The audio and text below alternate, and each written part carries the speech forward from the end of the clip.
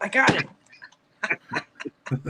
All right, Mary. Welcome to the IFC Midnight. You came just in time to watch Mary crush a miniature kaiju there from Megasaurus,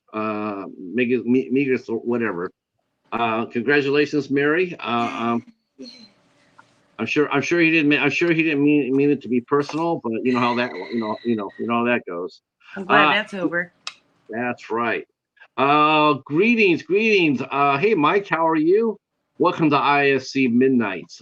This is a once a month show that me and the Midnighters here, Ben and Haas and Mary, we do it every last Sunday of the month, and where we talk about an IFC film. And this month we are talking about the horror thriller Bound to Vengeance that came out in 2015. And this is one hell of a movie. I got inspired for my pick for this movie from Haas's pick. He picked The Dead, and I watched The Dead, and I'm going, man, that's just twisted. And then I came across this one, and I watched it, and I'm going like, well, I know they didn't mean for this to happen, but they came up with a response to that first movie, The Dead. Like, okay, so we think the bad guys are going to get away with this shit. Not so fast. I did too. I was like, oh, come on. Are you kidding me? Yeah. This one's a corker, and it has one of the more interesting endings that I've seen on our series here. A lot of the movies that we have watched, they sort of have that open-ended, like what's going to happen ending. This one has it in spades, and it's definitely worth talking about. Yeah. So let's go around and get first impressions of the movie, and we'll start with Haas up there. Yeah, I was highly entertained by it from the beginning, and yeah, you see that you're going to be in for a wild ride, and it does not disappoint. So I really enjoyed this one, and that ending, like you said, it just hits you. Yeah, it gets in your head, doesn't it? Mm-hmm. Yeah. Ben, how about you? The movie has a lot of weird problems to it, but I still enjoyed it. I liked it more than I thought it would. When I did a quick Google search, I saw how poorly it was received by critics and whatnot. So I had pretty low expectations going in, but it did keep my attention the whole time. And I liked it despite the issues it has. Yeah, I'll give you that. I tell you one thing this movie could have used more of, and that is runtime. It's a real fast movie, and you sort of wish there could have just been a little bit more backstory to fill More it in. torture. Yeah. Show what she's doing in the end. Yeah, let's see what happens behind that closed door. Let her wife know what he was up to, and then maybe she'll finish. But I do agree with Ben in the fact that I think the movie was really, really too fast to cover everything that should have been covered, and that's pretty rare, though, right? I mean, you always hear about people talk about how long the movies are. It's pretty rare that people come up there and say, "Yeah, I wanted more than that. I wanted a lot more. I wanted more vengeance. Instead of just because it's only an 80-minute movie. It's only 80. Well, probably 75. Wow, yeah. I didn't realize it was that short. Yeah, because it moves so fast. So, well, what about you, Mary? What was your first impressions of Bound to Vengeance? It's like, how do these people have a camcorder? What year is this supposed to be in? Like, they're like, state your name, your age. It's like, what is this, a date? It had to be pretty early on because of the camcorder, right? Because there was no smartphones, but also he had the flip phone in the milk crate of the van. Yeah, he did. Yeah. Oh. Whoa. Thumbs down. Yeah, I don't. I did this and it did a thumbs down for some reason. Yeah, it did. It popped up. What happened? when he went there, it popped up a thumbs I down said on his flip screen phone. for some. And it Oh, did like a weird thumbs down thing. oh, weird. Yeah, that's all he did was flip phone. International symbol for flip phone. Oh, Oh, okay. it gave you a thumbs up. Yeah. Then. Yay! We I won't do it always- on ours. every time I do this, I feel like I'm playing a video game, like I'm playing football. Okay. Oh, I Yeah. had that game. Yay! Whoa, what? Look at Ben. Celebration. Double thumb. Damn, how is that on StreamYard or is that on your computer? I think it's, It must be my computer, man. yeah. Okay, because I don't think it's ever happened for me. All right, so the movie opens up. Should we talk about the movie, or do you want to express a little bit more on your first impressions, Mary? Or No, that was I was wondering what was going to be happening. We're looking through a camcorder. It's like, it's trouble, just like the den. right? Gotta looking through the video camera. Here we go. Yeah, it's sort of like because when you see that, the first thing you think of is it's just going to be a found footage film. Is that what's going to be? Or we're gonna, that's because it has that opening, it has that feel of it right away. With all the cameras, like okay, so but we find out rather quickly this is not going to be one of those films. It says her name is Eve, yes, right? That's the Yep. and we see main Eve and her sister Leah or Laura. Yeah. Laura, she's we see them. It looks like a normal date, right? They're on a date. They're with with a boyfriend. They're at a amusement park. They're having a great time. That's a nice date. Yeah, it looks like totally like her boyfriend's Ronnie. I mean, it's like okay, so what's going on with this? What's going to happen? But then then the movie opens up though. The movie opens with we see this sinister looking van coming in, and this guy comes inside this house, and he seems to be happy go lucky. He's you think he's just getting home from somewhere, and he comes inside the house and he starts making a meal. He gets flowers. He puts a flower in there, and he's got a nice bowl of soup and some food. And you think, wow, maybe he's going to be taking care of his wife or whatever. But as he starts walking down the aisle to the house, the hallway, and he pulls out. He's got a lot of. He goes into a basement, down a hallway. Right. Right away you're not going to be. This is not going to be a Brady Bunch episode when he pulls out the rack of keys, and he goes downstairs and he unlocks the door. And one of the things they did in the film too was connect you with. They kept on flashing scenes of Eve and her sister throughout the whole day before the day, right before they were kidnapped, and so that's really emphasized in this movie. Like, this is what it was. This is what it is now. And then they opens the door. Then we see two girls. We see one girl with plastic over her, and then we see another girl on the other bed. And the guy puts the food down and he starts talking to her. He starts telling her like, now you can have all the food and you don't have to share it anymore. But what was going through your mind with that opening scene? Were you guys like, holy shit? Like I was?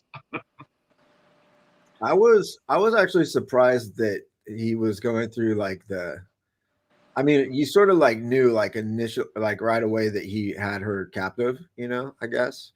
And so I was surprised that he was cutting up vegetables to like make fresh, like keep her healthy, right? Yeah. I mean, it was organic. I was like, that doesn't seem right. It just seemed weird, out of place. But yeah, so that's what I was thinking.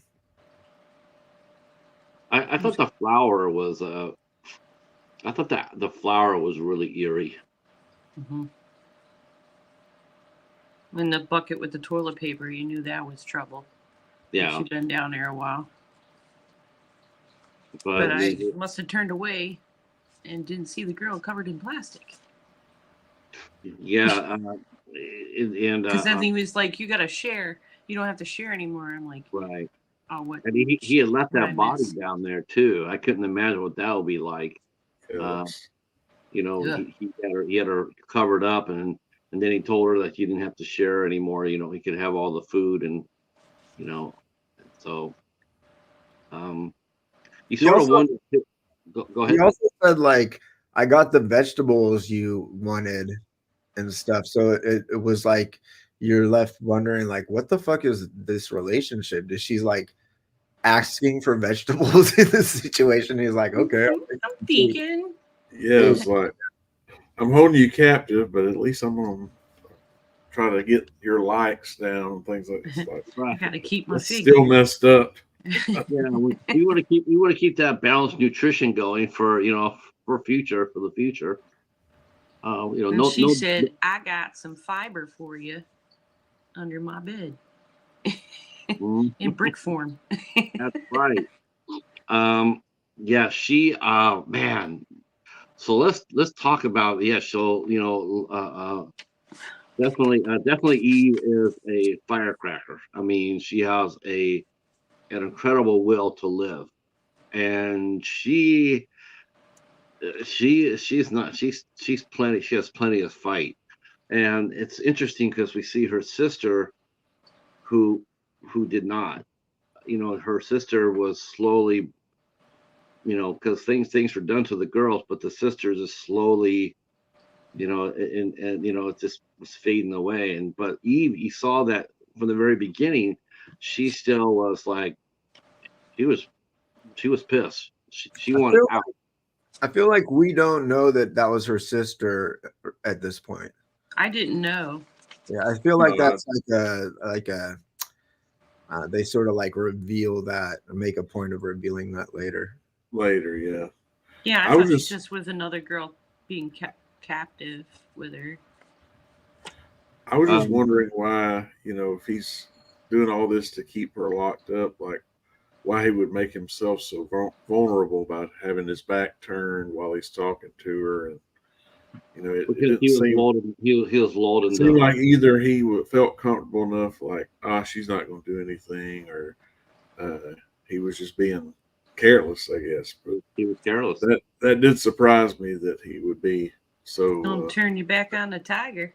Yeah, I feel like he was pretty. I mean, I don't feel like his complacency was like.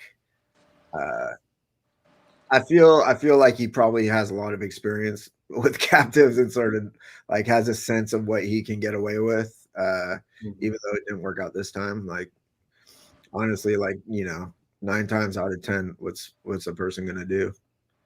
Even if you're like a big strong dude or something. Right. I mean, her whole demeanor before she brought out the brick was one of submission. And she just landed. Yeah, she lulled him in. He had been doing it for so long. Because remember, she'd been down there for 6 months. So I think he just got complacent. He got sloppy. And is that how long it was? Did we do we know?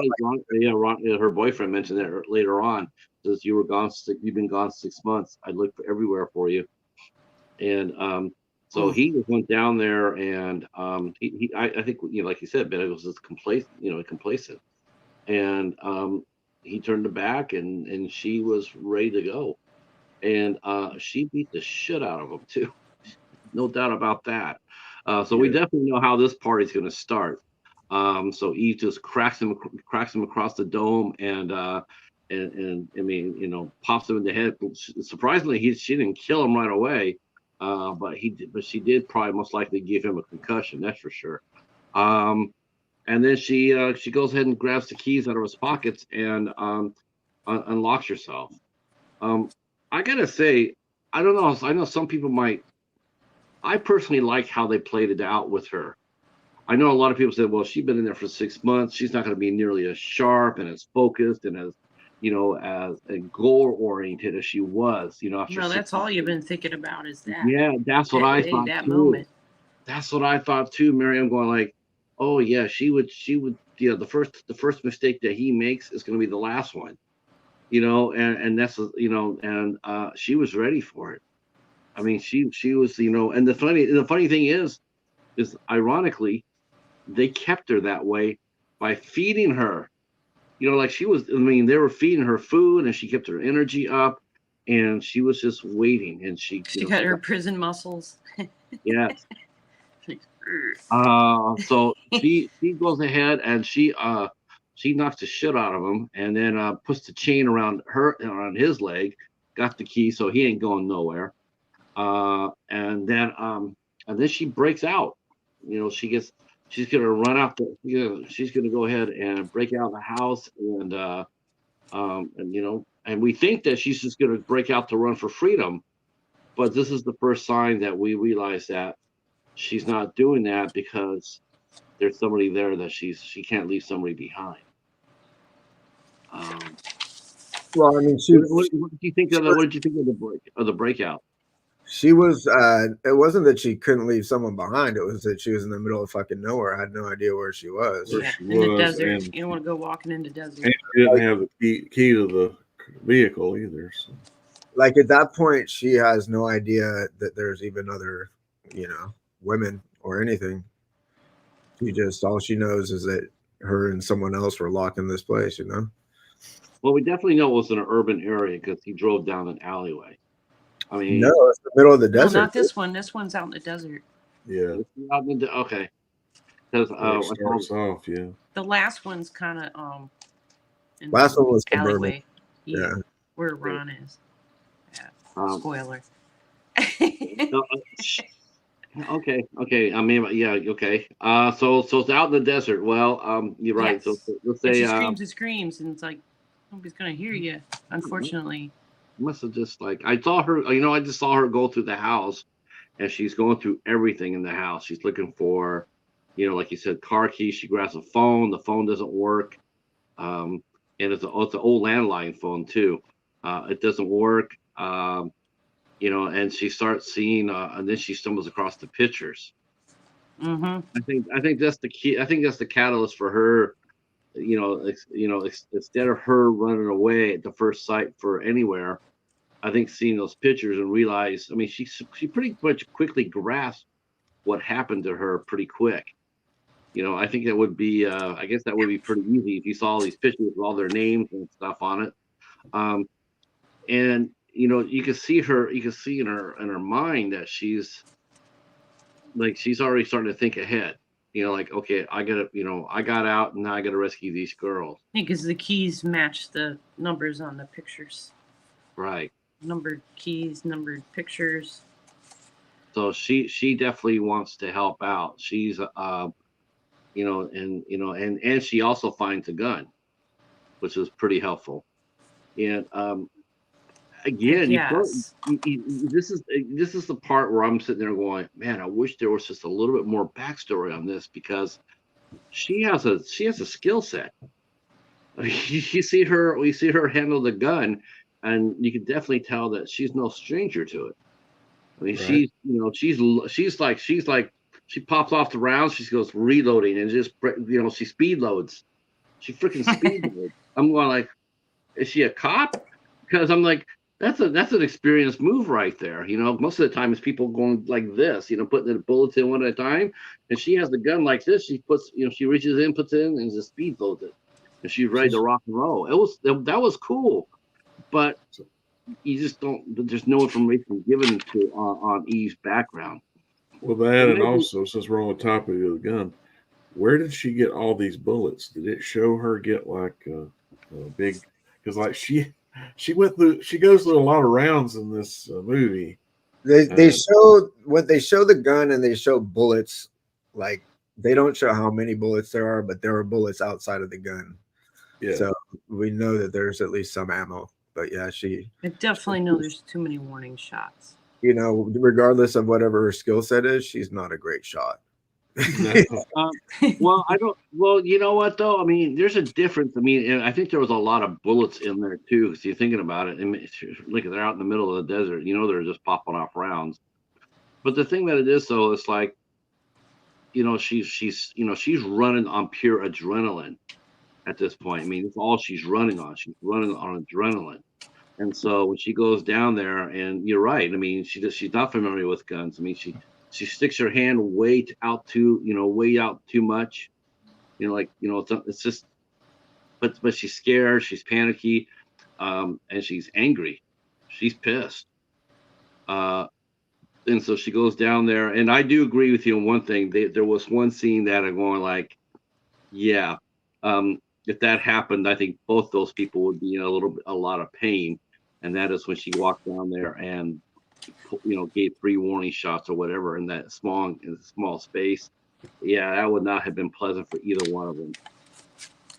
There was a moment that actually like kind of made me laugh when, because this is like in my head, I'm thinking, like she doesn't know anything. She doesn't know if there's people coming or people live there or whatever. But so she's like has to be really on guard while she's there. She has a gun, but then she's also been locked up for a bunch, and she's filthy, right?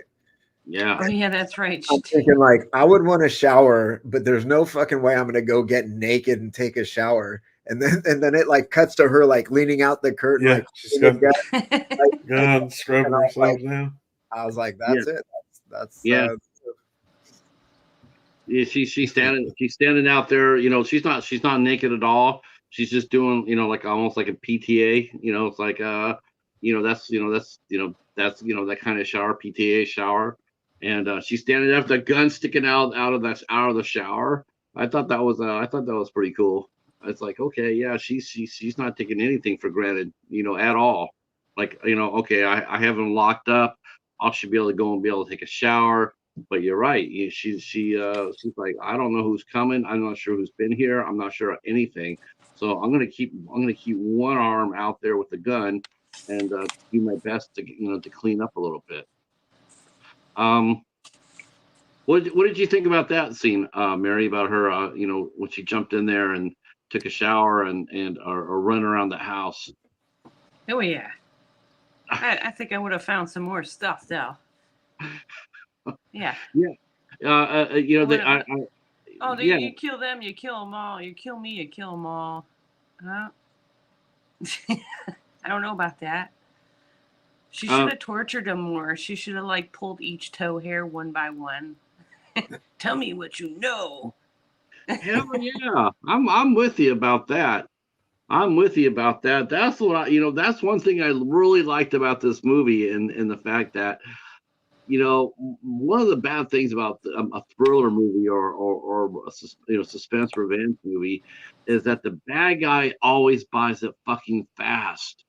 He's got the whole damn movie to cause pain and havoc, and then when it comes down for them to get their comeuppance, it's a gunshot, and it's like, why? Like she said later on in the movie, let him go. It'll hurt more. I'm like, yes. Yeah. I mean, what do you got? I mean, is that really off the wall thinking, or when you watch a movie like this, do you guys think along that line? Like, man, I don't want to see this guy, get off that easy. I don't mind seeing a little pain on his ass. You're bound to vengeance, so there has to be some kind of vengeance. I think though, like when I watch a movie, like I sort of think of myself in this position, and I think honestly, like torturing someone, even if you're like super pissed at them or whatever, they've done you super dirty, like I wouldn't want to torture someone. Like I would just shoot the fuck out. I'd just kill him. You know what I mean? Well, like, he says he has the girl's information, so that's the thing is he plants that in her head like info. if you kill me, you'll never find these other girls, and so I'm the only one that can get you there.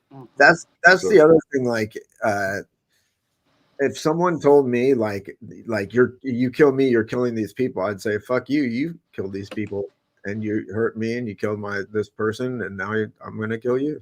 Simple as that.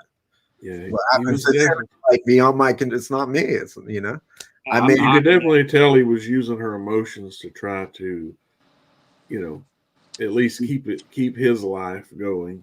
Right.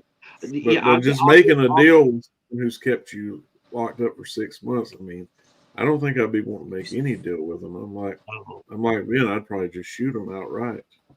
I mean, to be honest, the move is to go to the fucking police, obviously, and have them interrogate him and find out where the others are and give them the whole, you know. Yeah. I mean, that's the fucking move. Even, you know, even if you need to get, you know, a little bit of your pound of flesh out of him, then you shoot him in the leg or whatever, you know, you like rough him up on the way there or something so that he's, you know, controllable. Because to be honest, he got hit in the head, but I feel like he could still probably have overpowered her if he tried. So, man, you know what? I think further down the line, but in that instance right there, he's got a concussion. He'd be lucky to know his name when he got hit that hard with a brick. I mean, I've had 2 concussions in my life, and let me tell you, when they happen, I don't know who the hell I was. I was like, where am I? Like, 'cause when you get hit that hard, I mean, you're out of it. I mean, you know, they show people getting hit in the head, and they all walk around like, that's really what it's like. It's like you really don't know where you're at or which way's up.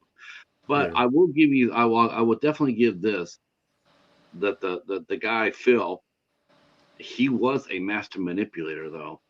I mean, here he is. He got whacked really good, but he's still playing the game. He's still. You're right. I mean, he's working on her. Like, you think that he would just shut the hell up and do whatever she says, and he's still trying to play her. I feel like he was a little too antagonistic, though, in the beginning, considering his sort of like the fact that he is most likely a master manipulator, and like the fact that he has like a strategy. I feel like he was a little bit too antagonistic to really like pull it off in the beginning. I think maybe he's, you know, like I think he was partly mad at himself, mad at her, you know, and in a lot of pain, you know, and here she is, you know, she's got that gun in his face, you know, like, and you know, again, it's like the part where she puts 3 into the, you know, she shoots 3 bullets in that small basement. That's the only part. That was one of the few parts I was a little bit like leery about, because in that small chamber, that sound of those gun, and because that was not a small gun, that would have been so loud, that would have deafened them both for a little bit. That would have been painful. But it did prove her point that she was not afraid to use the gun, and she would put bullets on his ass if she was pushed to go that far. So, you know, I think you know, she finds out about the other girls, and she realizes that she's not the only one, and her and her sister are not the only one. She knows her sister's been kidnapped as well. So she goes ahead and she goes back to Phil, and she says, like, you know, I want to know, you know, I want to know where the other girls are. That's when he goes ahead and says, well, if you shoot me, you kill them because they're locked up, and, you know, they're dependent on me solely. But she says, you know, that, you know, he tries to make a deal with her, saying that if he tells her where they are, you know, she'll drop him off at the hospital. Now, I don't know. See, again, that's concussion talking right there, because do you really think that she's going to just go ahead and drop you off at the hospital after all this? You're either going to tell her what she needs to know, or you're going to be dead. There's no between here. It's just like you either do or you don't. But he's still trying. I gotta give applause to Richard Tyson, who played Phil. He's good at playing a bad guy. He plays a hell of a bad guy, doesn't he? Yeah. Oh, man. He kind of reminded me of like Machine from 8mm, like the Gimp dude, you know, sort of like looking, but kind of just like a evil son of a bitch, you know. Yeah. I just thought when I saw him, I just remember Kindergarten Cop and how mean he was in that. Yeah. So they go ahead and you know, she then she says, well, you know what, he must make a deal. Let me think about this while I do this. And she goes upstairs, and again, you're sitting there watching this. You're going like, okay, she waited to the right opportunity. She knows how to handle a gun, and now she knows how to make a fucking snare. And you're sitting there going like, okay, so who is this girl? Who is she? Because that's not a. Who knows that shit? Maybe she's like ex-military or something. Right. If you asked me to make a snare like that, I'd be sitting there going like, you got me. I gotta Google that. Yeah, let me go YouTube it. But she goes out there and she makes this hell of a snare. And she walks down there and she just puts that on his ass and she just like tightens it up right away. And it's like, there's no overpowering that snare. That snare is in there. It looked like something that you would see an animal control officer use, trying to, with like alligator or a pit bull or something like that. And she's got that same kind of snare on his ass. I mean, and he ain't going nowhere. It was secure around his neck, but I feel like it would not have actually been too hard for him to get it out of her control and like just beat her with it or get it off. He's a big dude. Yeah. She's well, tiny. I think what happens is the fact that one, she beat the shit out of him. Yeah. So his confidence is a little shaken right there. I mean, yeah, she may have got the jump on him, but still, he's the one sitting over there with a fat ass headache. His ears got to be ringing from those gunshots. And now he's got that snare on his ass, and he still has all those other things that have happened to him. I think his edge physically was eroded by that. I don't think he was not at his fighting strength. It still struck me as very haphazard of her, like to be in the situation, be like, oh yeah, I'm just going to control him with this stick, Right, and she was letting him drive. So I mean, who's to say at any point he couldn't try to do something to cause her to, hit the brakes hard? Yeah, you know what I mean. I feel like once she got him seated and she was behind him, then he was in more control, even though he could have killed them both. But right. Just like the whole like walking him around like that just doesn't seem like a secure thing. Now she did have the gun out and pointed at him. So I feel like that, the advantage he did have is that he knew the places they were going, and he also knew potential people that might be there that could bail him out and take care of her for him. I think as well. It was maybe his thinking like, I let her think that I'm playing along, but I'm really thinking of, somebody's going to help me and take her out, so I don't have to do it. He was definitely thinking long game. I agree with that. I agree with you there, Haas. I mean, he was. It was sort of surprising that every house they went to, you would think with an operation like that, there would be, safeguards into play. Like knocking a certain way. Like if you're alone, you knock on the door one way. But if you're under, if you're being accosted or there's trouble, you knock in a different way. So the people inside know what's going on and react to it. Mm-hmm. And they went to the first house and it was just up and in the house. Well, the first house was it seemed like it was a little off the beaten path, right? Like the original place. But then the further they get, the further they sort of start getting into like urban environments and stuff. But like, is there actually any way that she would not have gotten like all of the information from him first? Like, what the fuck is this? Is this an operation? Who are you? How far away are these houses? Like, Yeah. I think it's just my feeling about that. Well, I tell you what, I'm gonna let Mary and Haas answer that question. I mean, I would think she would have tried to get all the information up front, but again, who she's dealing with, it's like he's kind of dictating where they're going to go because he keeps saying, "We'll go to what's closest." Like you could go here, but let's go here first. Like almost like he's trying to set up. Yeah, he's something trying to for- set her up for sure. Well, Yeah, 'cause, yes, but she's actually the one who's saying that the closest, because he says, Mhm. "You want to go with the person who's hasn't eaten?" Oh yeah, that's true. Or do you want to go to the closest first? She says closest first. Mm. She does that the first few times. I think one of the things I want, like I was thinking about was, like they took her to the, nearest house, and I think her, instead of her, questioning him and getting all that information out beforehand, I think what they wanted to do, and it made sense if you think about it, was, I mean, they may have already put her, elevated her up already. I mean, she's not your average girl. I think they sort of wanted to bring it back down a little bit to normal level, like, because you can't create a superwoman out of this right away, you know. I think that's what they did. I think they played it back for the first two girls that we run across that she tries to rescue. And that's how I felt. I felt like they were trying to scale it back a little bit, make her a little bit more human. Um, and then we see what happens after the first girl, but we'll get to that in a minute.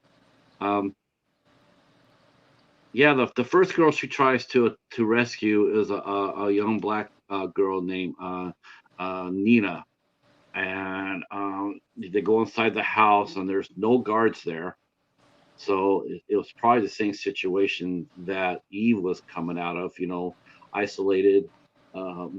Maybe someone visited them once a day or once a week or whatever it was, and Eve was she was actually petrified. It also told me too that Eve had not been there for very long because she still her whole demeanor was so panicky and was like new to her and shocked. I mean, she wasn't beaten down after Was 6 she months. blind before, or did they blind her? No, I don't think they didn't blind her. I didn't think. I just thought, I know they kept them in the dark, but I don't think they blinded her. I just think that I maybe thought she was blind, like he said she is Oh, blind. well, no, I think no, because she ran down the house. I mean, when she ran out, she just ran pell mell. She didn't, like, she had her hands in front of her looking for a wall or a doorway. I mean, she just ran like a deer. He was telling her, I don't think you want to let her loose. Like he was saying it's going to be more dangerous to let her go than to. And to be She fair, was so panicky. she didn't actually get away like unscathed. Like, feel like her vision wasn't really the issue. I didn't think, I mean, maybe it was, maybe she was completely blind, but I didn't think she was blind. I think she was absolutely just panicked. she was broken, and that's what he said. He said she's broken. They're not all like you. You're special. And so she tries to slow Nina down. Nina breaks out and she runs and she trips and she impales herself on the fence or the pole, or whatever it was, gardening fence or ornament, and she dies. And this is where I think what happens. This is like, because there's one thing we haven't mentioned before, but now we can mention it because this killing is, we see the first cracks of Eve. Her sanity has been taking a beating, and I think I think when Nina dies, I think it's the first crack in Eve's sanity. I think that's when she starts to crack. She's seen her fly into that. Yeah. Run right into it and die. I mean, she up to that point, she seemed absolutely in control, as far as that goes. But I think seeing what happened to that girl, all of a sudden it's like she meant to help her, and think about that. You mean to help somebody, and then through your actions you inadvertently cause them to die. Even though it wasn't your fault, but you still feel responsible for it. And after all that stress that she's come through, don't think a mental breakdown is out of the question here.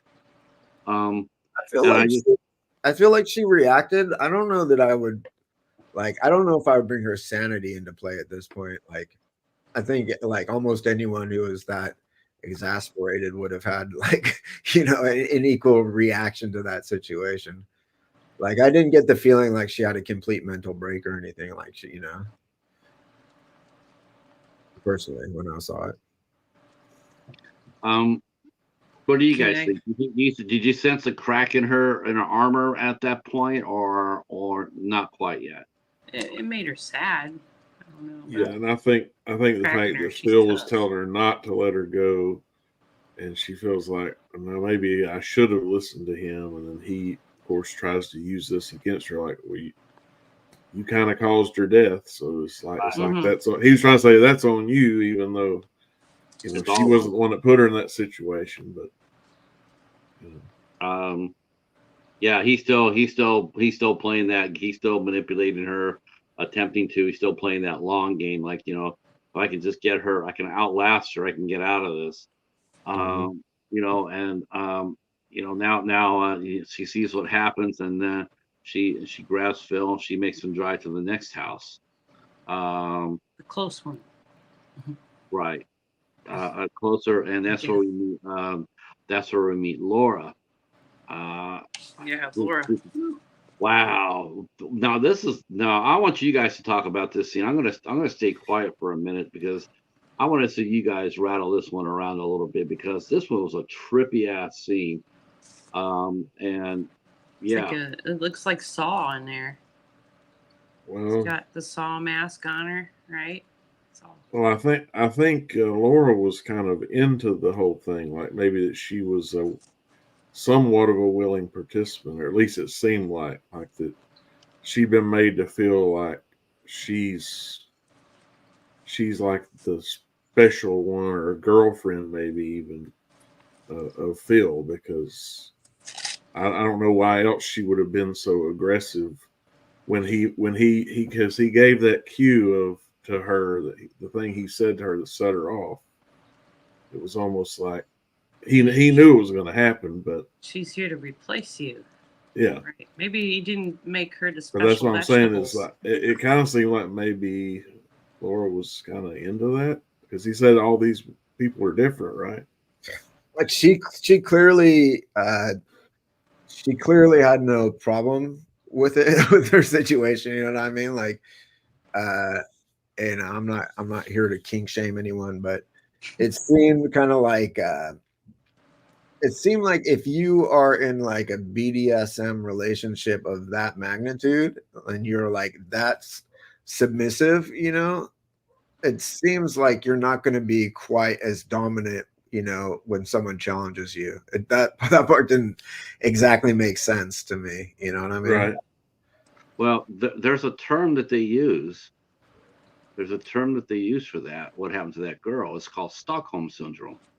That was beyond Stockholm syndrome. Stockholm syndrome is like sort of developing feelings for your captor, not for she had feelings for him. You're being replaced. I kind of feel like she felt like she was his girl, like in a way. I felt the Stockholm syndrome. Same thing as Patty Hearst. The most famous, the most famous victim of that. She got kidnapped, she got radicalized, and she developed Stockholm syndrome, and then she ended up going with the group and robbing a bank. She went from being kidnapped victim. Ooh. He's been kidnapped. Kidnap victim. Patrick was one. Yeah. That's and the way that he, the way that she, again, you can see Phil's skills here.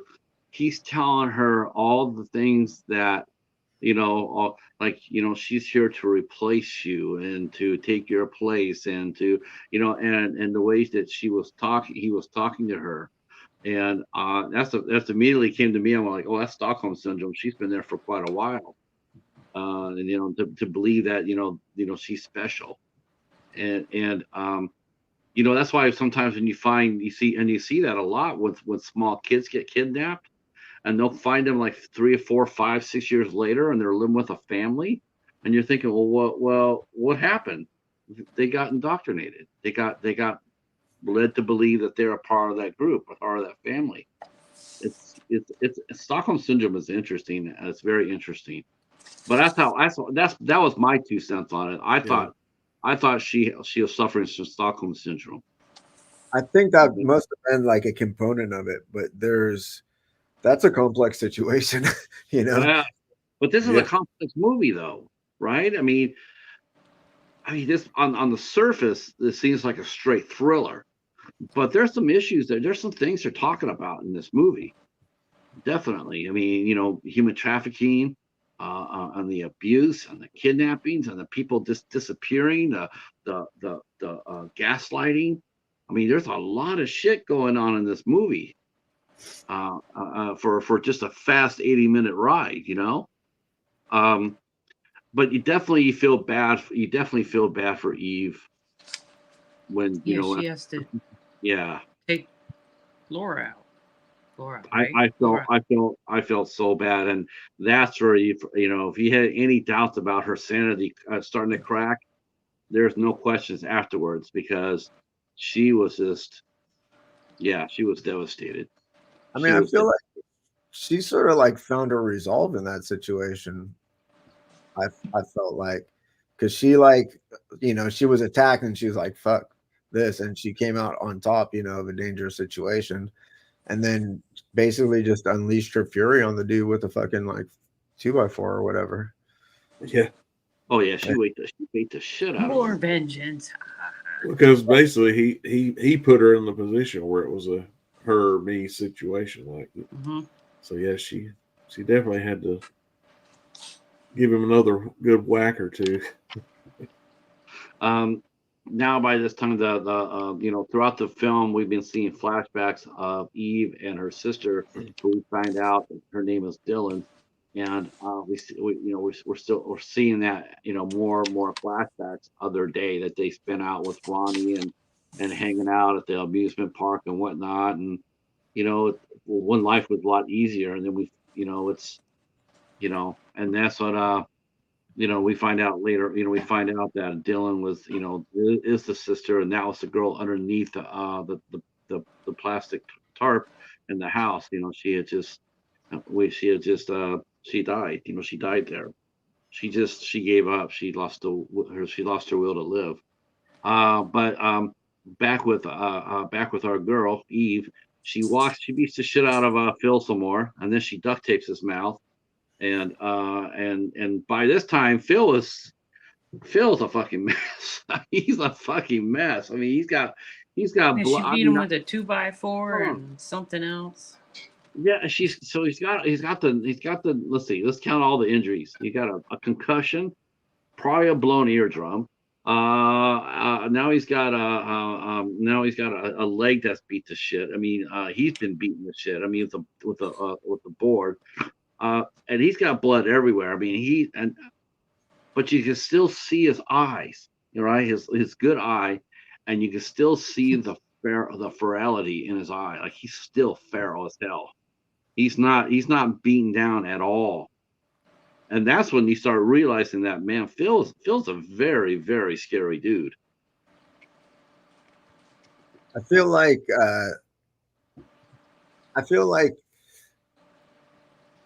he was a bit of an enigma, because like we haven't really gotten there yet, but I feel like he was too evil to have such a visceral reaction of like caring about his family. You know what I mean? Like, I feel like, evil is like anything, it's on a spectrum, right? Like, you can do really bad shit and still also do good shit, and whatnot. But he was just so purely fucking evil, part of this, whatever human trafficking ring, and just like, I don't feel like you can be that sociopathic and not, and still have like such like, oh no, is it trafficking, or are they just keeping them captive? Like, what are they doing with them? It's definitely trafficking. It's definitely trafficking. Okay, I was like, uh, are they sexing them out or something weird? Yeah, we find out that the next house down, we find out about what they've been doing. You know, they find that they or the house or maybe the house after that. yeah, it's Yeah, the the house next after one. that, house 4. They're going to house 3 now, but house 4, we find out that what they've been doing. You know, how it's been working. I feel like on the way to house 3, he like tells her a sob story, right? Yeah, about his Yeah. mom. Yeah, like, Yeah. oh, Her rotting you're not away the only with Not person who's married. cancer. blah blah. Yeah, And he's just a zookeeper. Yeah. yeah. Which you think like, and he says, "I never touched you," so you don't really know what they're, you know. Yeah, at this point, you don't really know what his deal is, you know, like. Well, he says that, but Yeah. there's a comment that's made in the third house that leads you to believe, well, he does sample the goods because Yeah. But not her, right. Well, He yeah. could have said that to her Well, and have her not know. I don't know. I just think there's nothing you can really trust that he's saying. No, you can't trust that dude. Yeah. So Yeah. I mean, and his sub story was unfortunate, but it wasn't quite to the same level of suffering that she had. What he had done to her. No. Like, you think you suffered? I watched someone I love die. It's like, bitch, I've been held captive against my will, chained in a fucking dark room for 6 months. Boo-hoo for your mom. Only fed handmade soup, lovingly with a flower. So that'd be like you telling a judge, well, I drove somebody to the place where they killed somebody. I just drove them there. I didn't actually kill them, but the judge is not going to be lenient on you because of that. Nope. And in Texas, you can go to the death chamber. You can go to the gas chamber for that. Yep. Guilt by association. And he said Ronnie would have wanted it. Something. It's like Ronnie would have wanted Eve or something. He was saying something about Ronnie before we even knew. Yeah, he was saying before they get to the third house, because then when they get to the third house, he goes like, even Ronnie found room 4 or whatever. Like,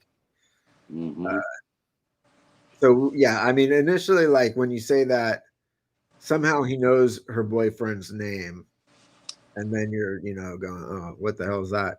And for me, I was thinking, well, he was looking for her. Maybe he took him too. I was thinking it's just a really sly way of misdirecting her anger. Like, maybe I'm not the one you should be really angry about. Maybe it's really Ronnie. Maybe you don't need to talk to him. Maybe he knows more than what And all of a sudden, because immediately as soon as he says Ronnie, she's like, "What? What did you say?" And that's really all he wanted. He wanted her to to put that in her head. Now you got Ronnie found horrible things. Mm-hmm. And it's bigger than you. It's bigger than me. So it's like I said. I mean, Phil is he's definitely a very memorable bad guy. I mean, when after watching this movie and I see people sitting there, they're talking about bad guys in movies. I'll be remembering this guy because this guy is one of the worst I've seen recently in a movie. I mean, he's really, because he's smooth, he's manipulative. He's not physical. He's not imposing. He's just, he's got a silver tongue. You're right. I mean, she should have shot his ass, inside that bunker and left him to rot.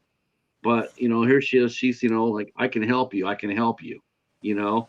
And the longer he lives, the more opportunity he has.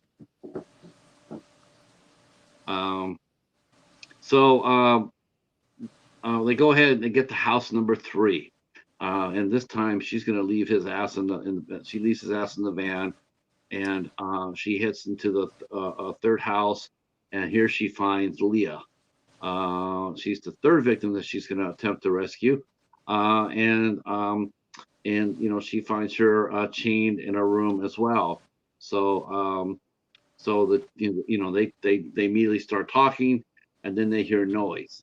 I think Leah tells her they're coming back. There's more. They're coming back. Yeah.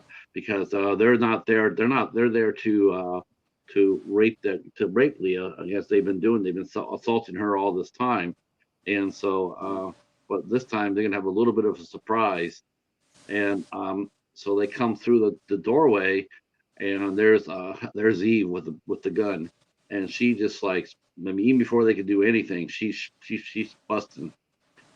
She shoots the one guy in the head, in the throat, and then she shoots then she goes down there and she shoots the other guy in the head. She That was remembers a the gnarly first guy. gunshot. That was a gnarly gunshot, man. His whole head deformed with the gunshot. I thought that was a very I thought that was a really realistic view of a viewpoint of a gunshot. Like they actually showed his head, like deformed afterwards. And then she shot the other guy in the throat, and he falls down, and he's bleeding. He's gonna bleed out. Did we see somebody else run away though? We see He was coming up to the stairs, but I think he saw them shoot the guy, and they took off. She shot him, and then he fell down. And she shot the tall guy, or the fat guy. She shot first. He fell down. The other guy turned. The skinny guy. She shot him in the throat, and he just drops right there. And then she went downstairs and shot the other guy in the head. She finished him off. There was one guy who was outside who ran away from my. Yeah. There was a third Yeah, guy. he almost came in the house, and he was like, "Oh shit!" Yeah. So they must have, were they in, was this, yeah, but they were now in the urban area, right? Yeah. Yeah. Okay. Oh, I got, I'm thinking about the other guy, the guy in the fourth house. Okay. So three guys, and he runs away. First guy, she shot the skinny when you're talking about. It shows a flashback memory she has of him that he was the one who assaulted her. So Right.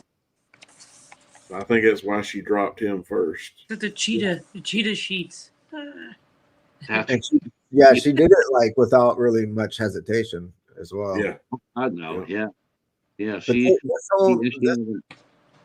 whole interplay between her and Leia, that's her name, right? The next victim, was kind of awkward and weird. And I'm like, there's no fucking way. Like why wouldn't she just say like, they did this to me, that's who I am. But instead she's like all weird, cryptic, and like short with the other girl, and like Charles Bronson on it. Yeah. Weird. See, but I think that's because her mental status is you're right. I mean, normally she wouldn't act that way, but I think her mental status is slowly decaying throughout the rest of this movie. She doesn't trust anyone. Yeah, I mean, she puts the gun on. She puts the gun on Leah. She draws on her. Like, hey, wait a minute, I'm here to, you're here to rescue me, not kill me. But I killed the others, so we'll see how that works out for you.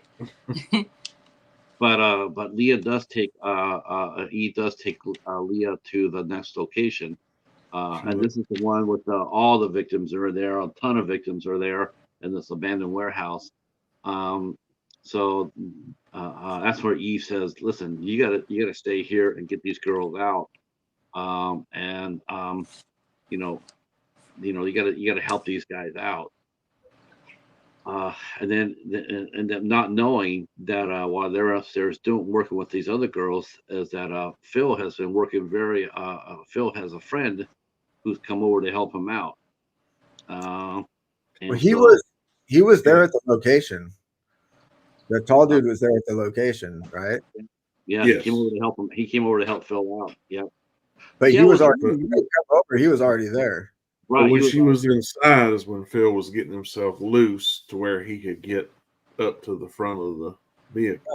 And maybe call the dude and say, hey man, this shit's going down, But I mean, that dude was there because you see him in the background, and they say there's a tall dude here, the victims say that.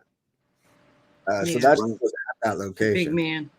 See, Yeah. you would have thought they would have had some more guards on some of the other houses, but I guess they thought the isolation was enough. But you're sort of thinking, okay, this makes more sense that they would have some sort of security at this house. Like they're in an urban area. There's a lot of girls in that room. All sorts of things. The exposure level was much higher there in the fourth room, in the fourth house, than it was in the first three houses. I could So be wrong. it definitely makes sense that they had security. Weren't all of the women in that fourth place Asian? Like they I had think been that, trafficked from Yeah, I overseas. thought they were. yeah, it sounded like one was like European though.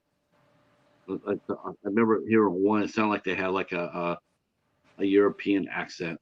But yeah, there's definitely one or two Asian girls there for sure. And she So if you want explained Asians, you go to this house. If you want Europeans, you go to the other house. If you want a something like special yeah. agent, you go Like, to Eve's. Their whole Well, that's organization yeah. didn't make that much sense to me, to be honest with you. Like, if I feel like it wasn't clear that they were selling women. It was like they were pimping those ones out, and then they just had other random people that had BDSM girl, and they had like baby doll dress girl, and then they had like Eve and whatever. Like, what's happening here? Like Right. I didn't understand. Yeah, like I was kind of under the impression that it was, it started out as like maybe they start out they had just one house initially, and they're like, well, this is going pretty good. Now we'll add another location and we'll start.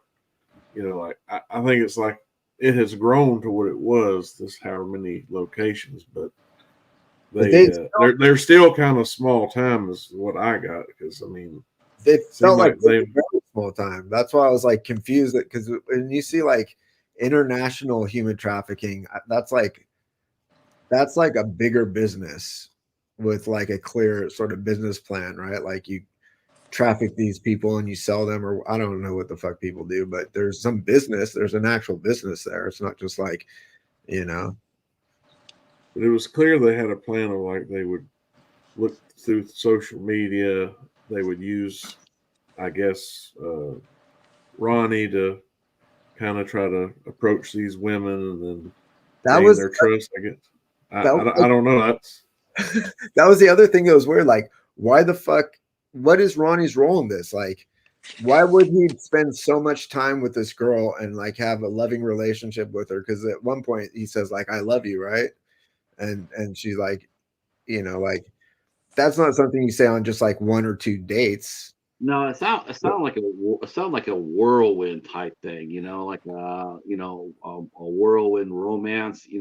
It's not like I don't think they could sit there and for weeks try to groom this girl to be kidnapped. I just think that I mean, because to me, it was just the two sisters and him. It was almost they could have met that day, hung out. I think it varies, since there were, like he kept telling her all these women are different. Some they may have picked up at a bar or someplace, and I guess there was different ones, but they had to do a little bit more for her. But maybe I don't know if it was someone requested like. But Ronnie also did the same thing with the black girl, right? Right. Mm-hmm. So like that's his thing. He's like the playboy dude. But like what part of that situation calls for that? You know what I mean? Like it's not like you need to, if maybe you need to like lure them to a place or something to easily kidnap them, but that was clearly not their first date at the amusement park, right? Right. It's like they knew each other for a while. They were boyfriend girlfriend. Like it wasn't just like a one-time meeting or something. Mm-hmm. So I didn't fully understand that. Like, didn't actually make that much sense. Like, why you would need to pull that level of ruse, because it's not like our understanding of the women was like, it's not like they were filling orders for a particular type of women with certain like, like a list of whatever. It was just like, remember what the girl said though in the warehouse. She said that they bring a lot of girls here, in and out, and then the people come in and pick up the girls. They come in there, get the ones that they want, and then take them with them. So there was probably a clientele. So, I want to get a cute Asian girl. Okay, well, let's see what, we'll let you know when that happens. And then, they get her, they put her over there in the, now, whether these girls, to me, it's like, were these girls that were at this mass warehouse, were they destined to go to isolated houses like Eve and Laura, or we don't really quite know that, but we definitely know that they're being held for sale. Yes. Yes. So I would think that they would try to place orders. And of course, they could charge more money for that. Like I want to get I want to get a Barbie type. Okay, well, that's going to cost you, it's going to cost you $50,000, whatnot. But you don't have to like establish like I'm no like human trafficking expert or anything, but like, it seems like if you're gonna like kidnap someone, you don't need to like carry on like a multi-month like ruse Romance. Yeah. romance. Yeah. It's like it's not that level of sort of like con artistry, Well, I mean, okay, so what I mean, think about it, if you wine and dine them, right? You wine and dine them, and their defenses are way low, and they think that you're a nice guy and everything else, and next thing you know, you get in the backseat of the car. Hey, I know some friends who know some friends. We can go hang out and watch something, watch a movie or something. And they're going, all right, that sounds good. That sounds good to us. And next thing you know, you're out in the desert and no one knows where you're at. You're getting Cosby. Right. I mean, you could it's very subtle. I mean, next thing you know, or he could have roofied their drink, and then you wake up and you don't know where you're at or how you got there. And there's no, it's like, it doesn't take. It doesn't that's the whole point. They could have roofied their drink. I mean, Yeah. right? You don't need to establish like a loving relationship with someone in order to like kidnap them. It's like, why did that happen? My impression I got was my impression on those guys were they weren't dating necessarily. I mean, I mean for not a long time. I mean, they just maybe she fell in love too quick. Must be. I mean, they obviously did have a relationship, but I don't really know. I mean, I don't know. As it went along, though, like Ronnie kept asking him like questions, and like some of the things he was saying, it got more and more like why would he be asking this question? And like Well, did he tell him to make out? He told her and her sister to make out, at one point. Right. Who does that? And then when they grabbed the camera, he didn't want it turned on him, so he wanted to stay off camera. Right. I didn't know if that was because they were getting this footage for someone to choose from, be like, oh, I want that girl. I don't know.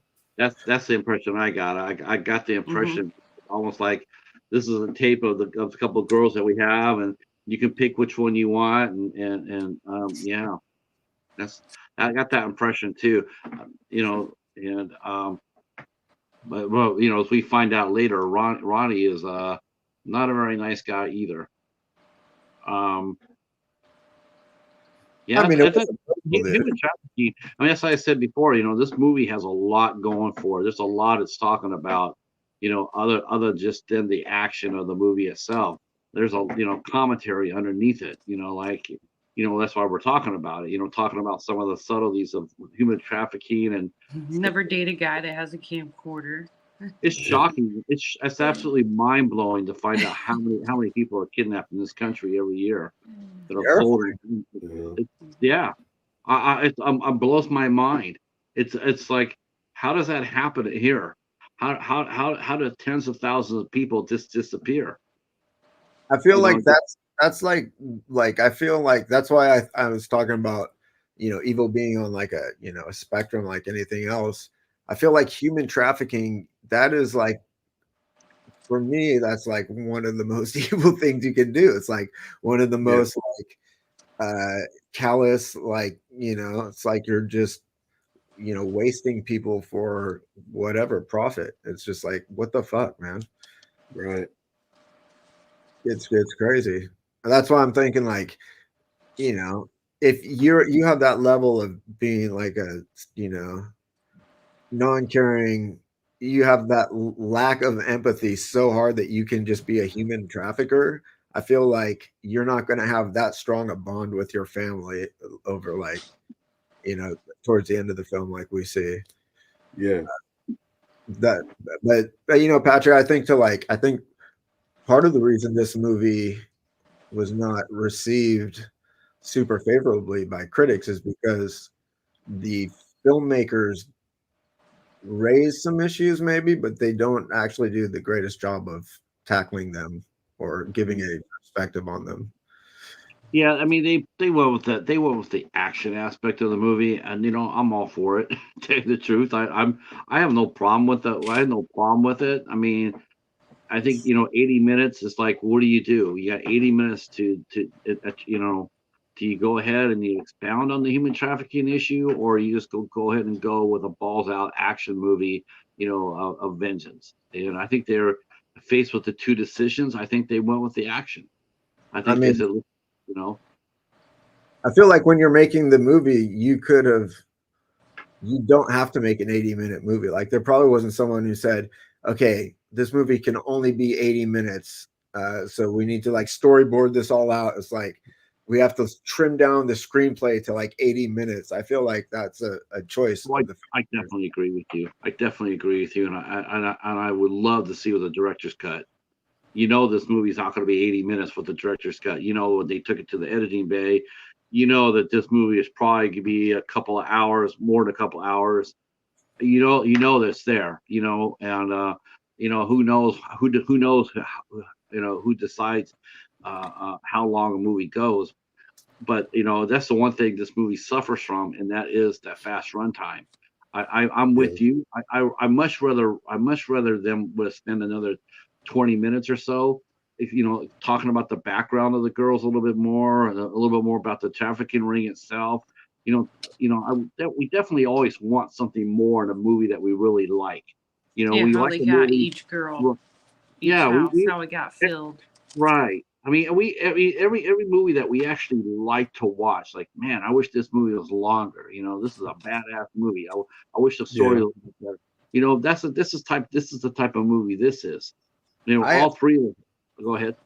I almost question whether it's better as a short 80-minute movie. I think because it was a tight movie that kept your attention, and I feel like that was what it had going in its favor. Like, I'm not convinced that the filmmakers could have made a successful amount of commentary and had as successful a film. You know what I mean? Yeah, I Yeah. agree. If they would have went for the commentary, they would have to go back down the formula and reshoot the movie. Yeah, you have to be like really. I mean, in order to like really have an artistic film where you give like your commentary on a complex subject, yeah, you have to be like a good filmmaker. And I'm not saying they weren't, because that was a well-made film. It was well shot. There's some interesting shots. Some of the acting was good, and like, um, But I guess I just wonder, like, I don't know if they had it in this film to do like a longer cut that would have been fulfilling. But as it was, I feel like the 80-minute runtime and the sort of quick pacing and energy of the film is sort of like what it had going for it. Especially once you fit into the ending, because to me the ending is the whole thing to this movie. The one that stays in your head is the ending, and I don't think you could have that ending that we'll get to here in a minute. I don't think you can have that ending and still have a commentary. You can't. Because this is vengeance, and this is what they want to show you. I don't think in this case you could have your cake and eat it too. I think you can either go for the commentary. I mean, in this movie as a shot, you either take it as you shot it, or like I said, you have to rebuild it. But if you do rebuild it, you can't have that ending, and that would be terrible, because that ending is everything.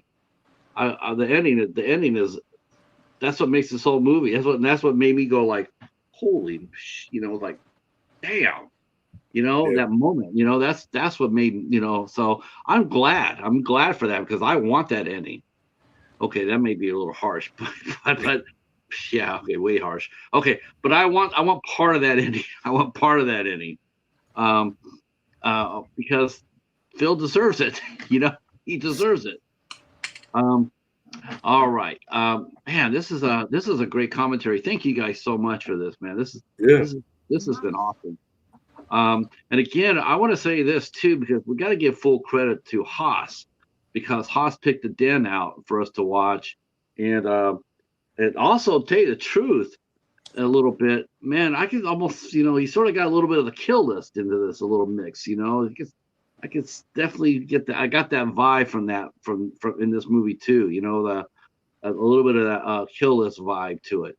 Especially with that awesome ending. And. So, but the den, man. When I watched this, I was thinking about the den where I was watching. I'm going like, man, this is the spiritual sequel to the den. This is the other side of the coin, Right. and I'm here for it. All right. So we see Leah and Eve leaves Leah at the house, at the warehouse, and she makes, she draws down on Leah. Leah's saying, "We want to help you. We want to help you, and you stay here. Help me get the police here. Help me get these girls rescued." And she says, "I can't. I gotta go. And Leah tries to stop her, and he pulls the gun down and says, "No, just stay here." And then she dashes out to the van, and then opens, sees the door open, and goes there, and we see that Phil looks like has escaped. Now, this is the first time that Phil has truly fucked up, because Phil should have just sat there in the quiet. He should have got himself free, stayed in the van, and did to Eve what Eve did to him. Taking her by surprise. But he goes ahead and he decides to be cocky about it. Has the security guys come out there, and they're going to try a pincer movement. They got Eve in the middle here. You got Phil in the van, and you got the security guy on the outside, big guy creeping up on her in the alleyway, and then they go ahead and they capture Eve, and it looks like they hit her and knock her out. Now, if I'm Phil, and thank God I'm not, but if I was Phil, don't you think that you would have just ended it right then and there? Mm-hmm. Yeah, I'm like, dude, that girl just she's just destroying your world from the bottom up, and you're gonna sit there. I mean, any of you guys ever watched the movie The Incredibles? Mm-hmm. Yes. Remember they're talking about how the bad guy, Sinjom saying how all the bad guys always monologue. That's Phil in this movie. He's monologuing. Oh, let's not kill her quick. Let's do it a little slow. Dude, it's like, in Phil's, like, this is like, it's not really in Phil's defense, but in the screenwriter's defense, he is clearly a sadistic, evil motherfucker. So that's the route he wants to go. You know what I mean? Like, he's not a clear cut like businessman, who's like, oh, this is best for, I just randomly have this human trafficking business, and I'm, just going to make all these business decisions. He's like a sick fuck, clearly. Yeah, he's like, after all the pain she's inflicted on me tonight, now I'm going to inflict some on her. So let's wait for her to wake up. right. And then we can start. Then we can start the party. And it's really messed up. Go ahead and wait. Because they're sitting there getting ready to party, and then out of the blue, here comes Leah with a pipe wrench, and she just kills that guard in a heartbeat. Again, his head gets deformed too. She hits him so hard, you see part of his skull sticking out. I'm going, this is really cool. This is realistic damage here. This is just, it's not just hitting him of him falling down. We're seeing this part of his head go bloop. It's like, damn. So she goes ahead and kills the security guy. with the wrench, and then of course she says she's gonna do the same for Phil. Phil lets go of Eve, and then then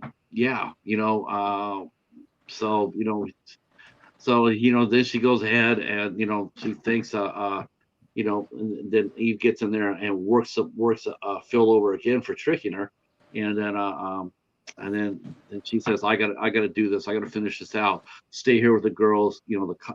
Call the cops, whatever.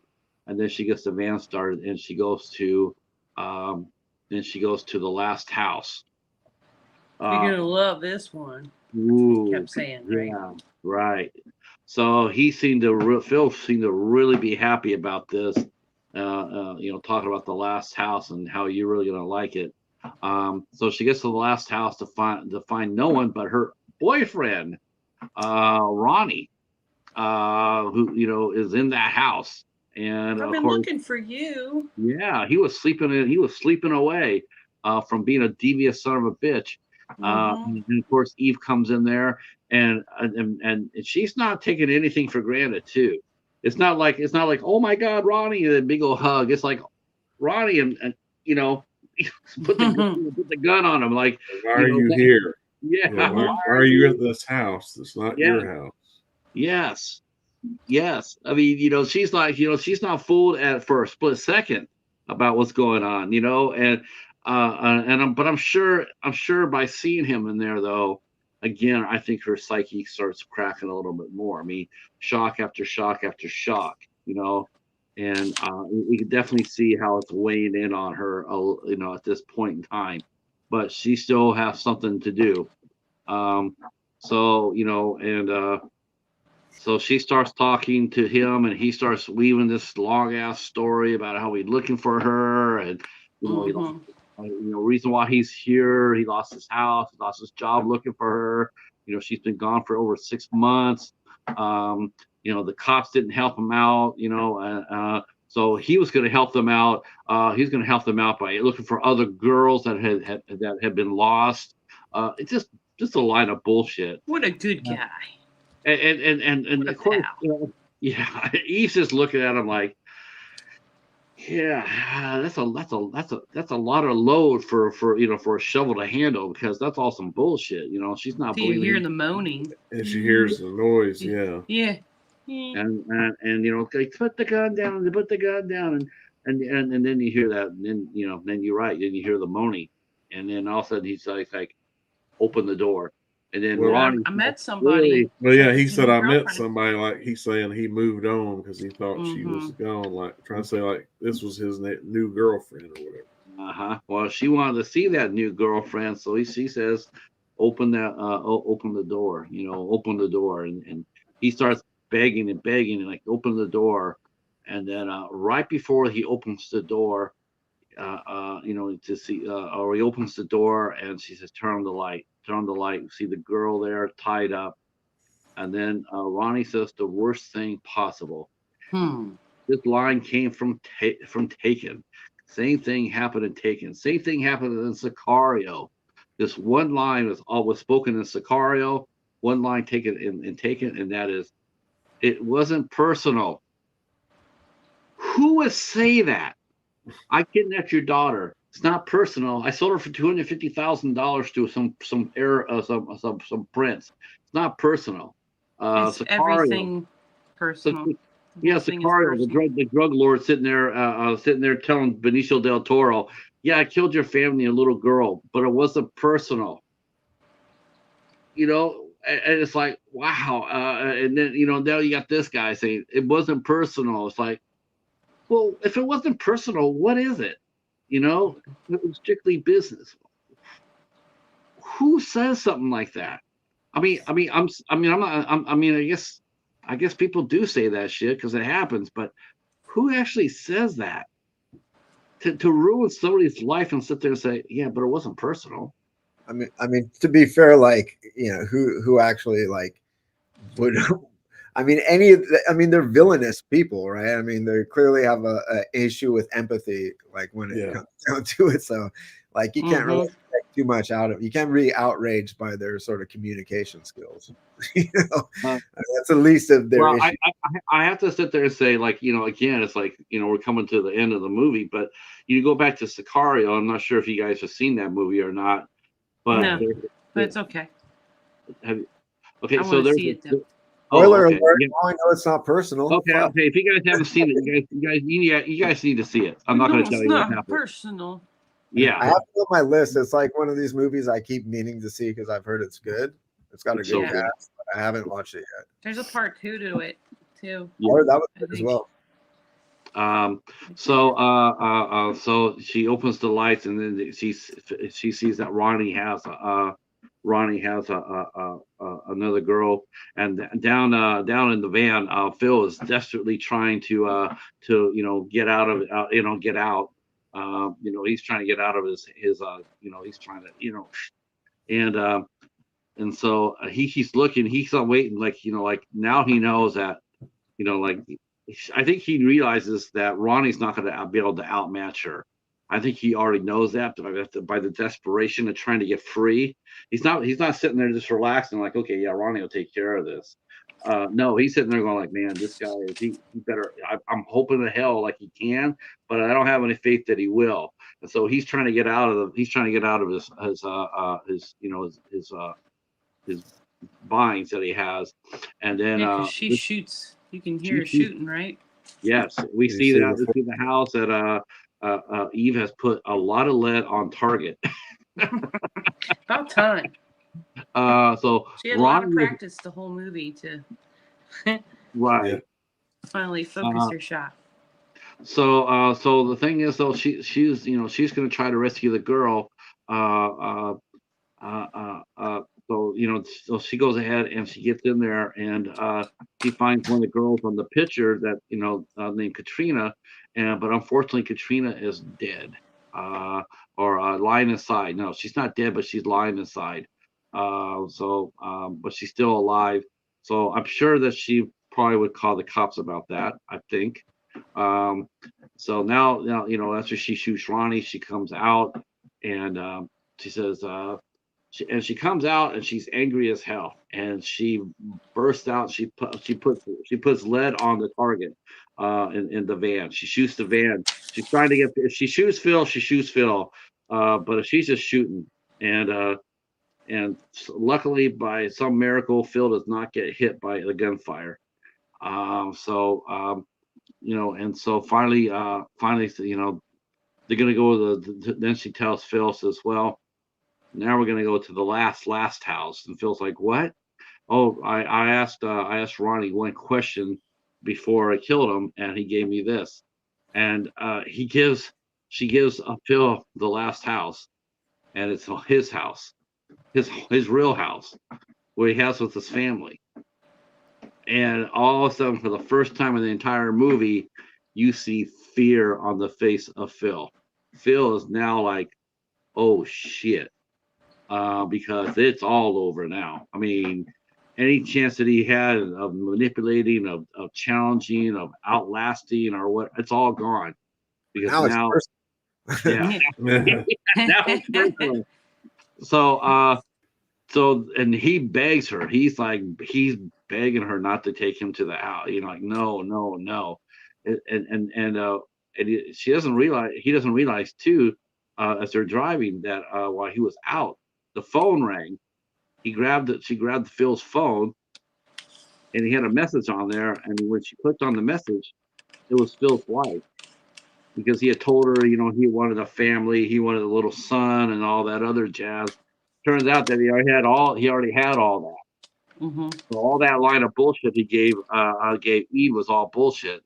And she says your mom's coming over for dinner too, so the whole mom story was clearly bullshit as well. Well, Phil has a daughter. I'm sorry, I meant to say a boy, but he has a daughter. So he says, okay, I'm gonna go ahead and okay, here's what I'm gonna do. I'm gonna leave you up. I'm gonna drop you off, and I'm gonna let you explain everything. And so she drags his ass to the door, rings the doorbell, and she walks away. Okay, so we see But then see she her- flashes to Well, she- seeing her sister, right? See, she's standing in the road and she's seeing her sister, and she's seeing how her sister died. Her sister just, how she had been hurt so bad, physically, mentally, and she just couldn't take it anymore. She, her sister tried to give her food, she just didn't want to eat, she didn't want to live, and her sister died. And so she's standing in the road, and she's just thinking hard about, like, wow, is this how I really want it to end? I lost every single thing. I mean, and you could just almost physically feel her breaking. And she's standing on the roadway. She got all the blood all over her. And then we see her walking toward Phil's house, and the little girls, Phil saying shut the door, and the little girl wants to shut the door, and then we see the hand hit the door and open it, and the movie ends. We know what's going to happen in that room. Now, do you think that his wife knew anything? No. I doubt it. I wouldn't think so. No. I'd fill her in on that.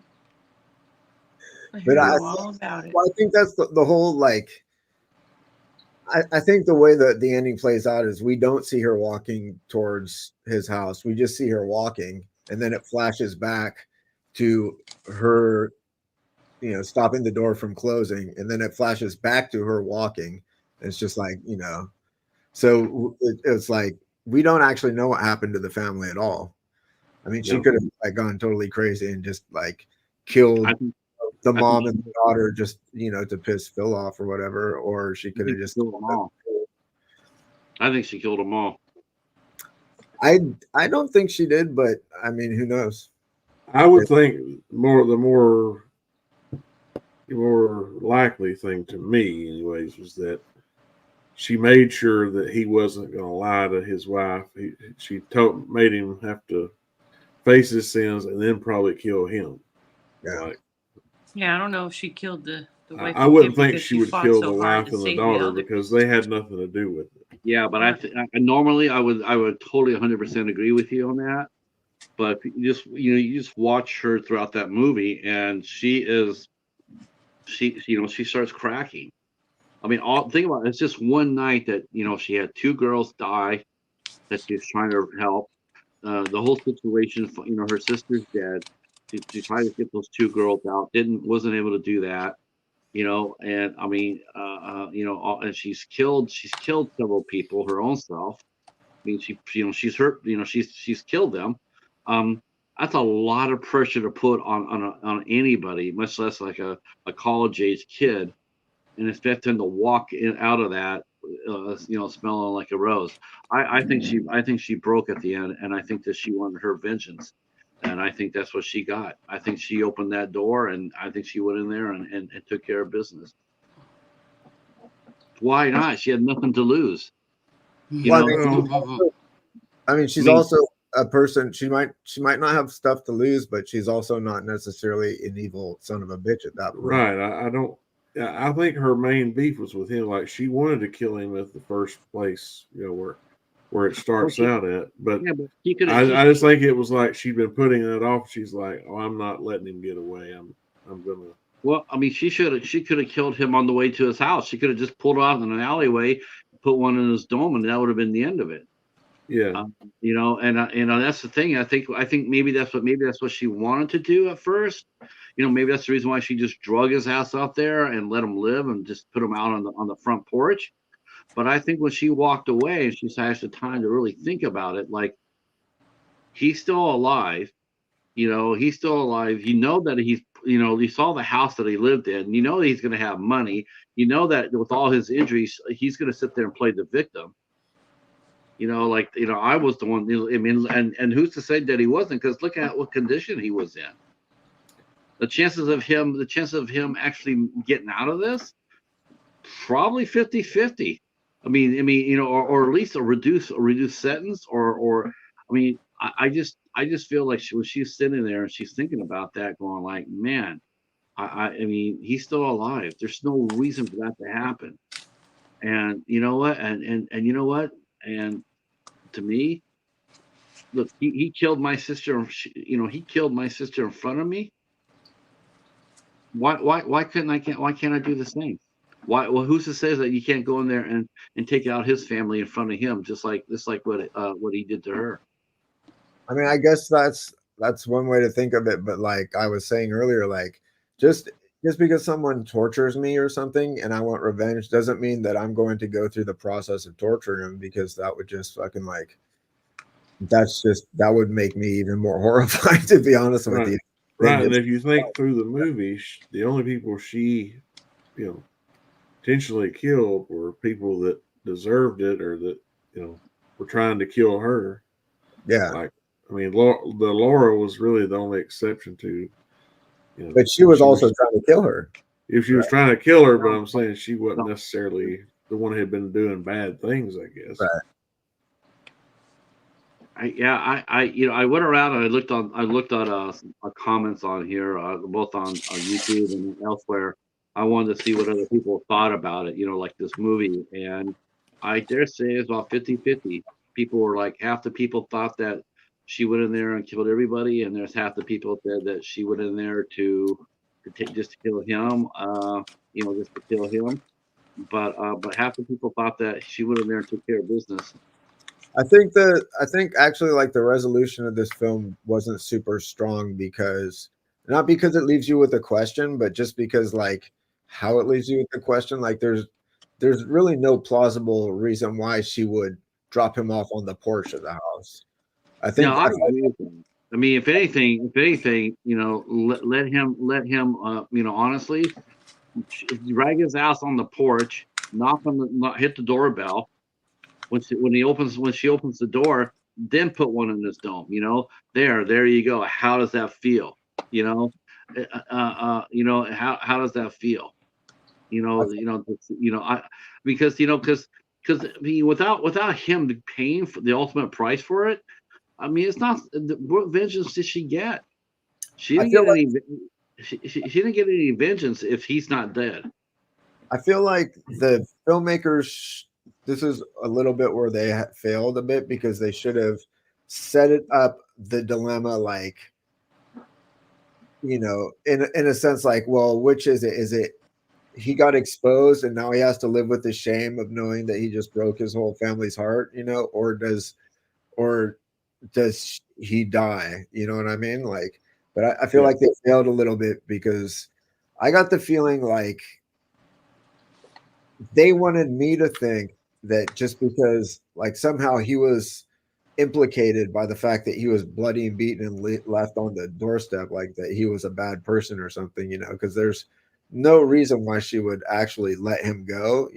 It's like she would either expose him and let him live with it, or she would kill him. And so like I felt like that was a little not as strong as it should have been. Hi, Moon. How are you? Glad you come in.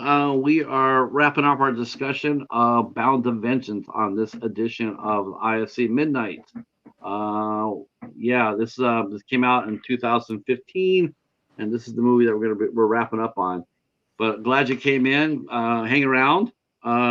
We'll announce our next movie here in a minute or two. Any other last thoughts before we give our ratings? Have any of you guys seen Landmine Goes Click? What's it called? Landmine Goes Click. No. Mm-mm. It was from like 2015, I think. An interesting film, sort of like a weird take on a rape revenge type of situation, where I'll just give you the quick synopsis. A couple is camping in a foreign land. One of them steps on an abandoned landmine, and then he can't move or anything. And then some dude comes along and sort of like antagonizes him and rapes his woman and stuff. And then later on he gets like some revenge. But the way the revenge plays out in the end was pretty interesting. I'd recommend watching it. I don't know that it's a super great film, but it was pretty well made. And I thought I felt like the way it dealt with the resolution was a little more interesting than this one, because it is a question. He basically goes back and finds the dude that raped his fiance or wife or whatever it was, and you know, and he has a family, and he's like exposing him in front of the family, but he's like caught somehow, you know, between like antagonizing innocent people and what trying to get his revenge, and like it's just I thought it's a little more interesting than this one. I got you. But yeah, so I feel like I wish they would have done had a little stronger resolution as far as I Yeah, not gave us a Sopranos ending where we just gotta figure it out Fade to ourselves. black. Yeah, No. but almost not even quite, like it wasn't set up as well as the Sopranos is the problem. Oh, that's true. Yeah, yeah. Sopranos left you like, you know, like, well, what happened, you know? You don't know. There's just no resolution, but at least there was that's why it was. I think the biggest difference is that we do care about this person, and I mean, speaking for myself, but if someone filled Tony Soprano full of holes, I wouldn't weep about that, you know. But I definitely would like this. I definitely would have liked to see. I definitely like. I mean, it's open-minded. I mean, open-ended. So that's how I think that. You know, I think It's that all how you wanna. Yeah, I just saw her just going in there and going like, nope, you guys are all done. My life is over. My life is over. Your life is over too. I rewatched The Sopranos recently, the entire series. I hadn't seen it since like the, I don't know, mid 2000s or something. And you know, when I was watching it, I was like, I sort of forgot how like much of a son of a bitch Tony Soprano really was. In my mind, he was sort of like a little bit of a lovable anti-hero, you know, because I'm thinking of the earlier seasons. But he's like a Walter White dude. There's a definite line he crosses where he becomes like a sociopath, like son of a bitch, you know? Right, right. I think it's when I think it was the Christopher thing. Yeah, that's when you're like, fuck you, dude. Like, yeah. You know what? Yeah, Michael Imperioli, man, what a great actor. What a great actor he is. Yeah, I mean, you know, The Sopranos not my cup of tea, but you know, I saw clips of him as Christopher, and yeah, he was a violent guy and everything else, and they did have some humorous moments with him and Paulie, but at the end, he was just a tragic figure.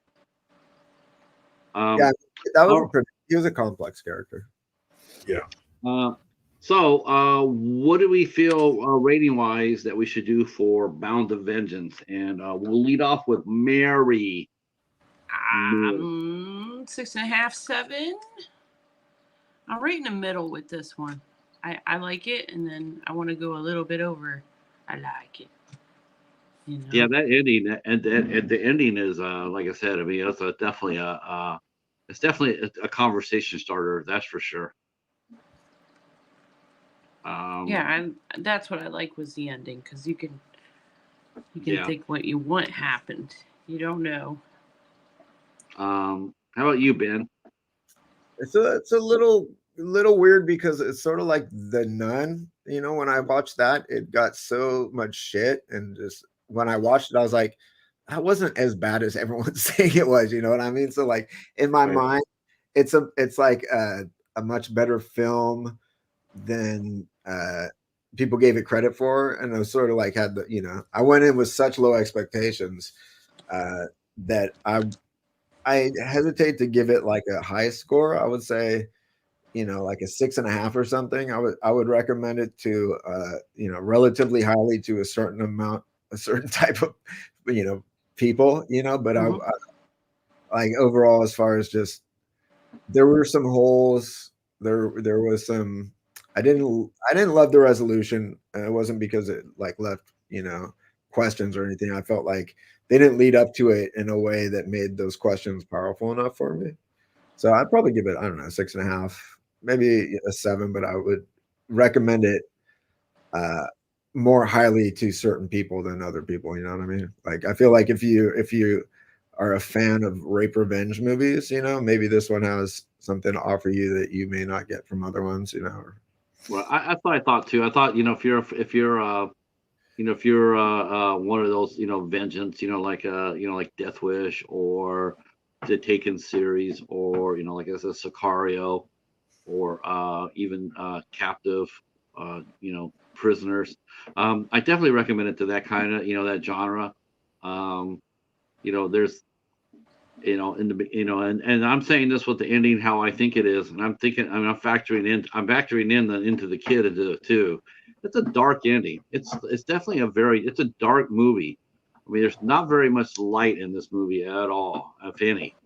Definitely, there's no, comic relief moments. There's no light lines. It's just dark from the get go. Imagine how much better it would have been if that's where the third act starts, her hand at the door, and then we have all the tension of her dealing with those three people, like, trying to, and then it leaves us unresolved. And then we see how that situation is playing out, does she just bring like the ultimate shame on this dude and then like kill him or turn him in, or is she like try to hurt him by hurting those that he loves or something? Like, I feel like if they would have gone in that direction, it would have made the resolution more powerful. It left it a little too open, maybe. Ben, how about you? You mean Hoss? Hoss. Hoss. I would go 6.5. I want to hear Ben's again. Oh, okay. And like I said, it's a tricky one because like it was better than I thought it was going to be. So like, Me too. I left the movie thinking like, hey, that was not bad, but ultimately, like, yeah, I'd still land on 6.5, and I'll do it again if you ask me in 2 minutes. Yeah.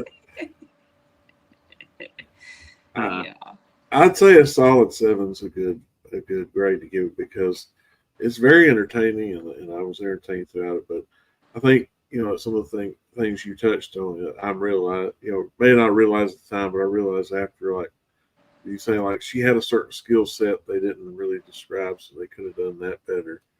And then with the ending, yeah, with the ending, I mean, maybe that clearly was what hit the cutting room floor. I'd like to see, I think if they had established her as a soldier, like maybe she was a soldier on leave or something like that, then I'm digging that.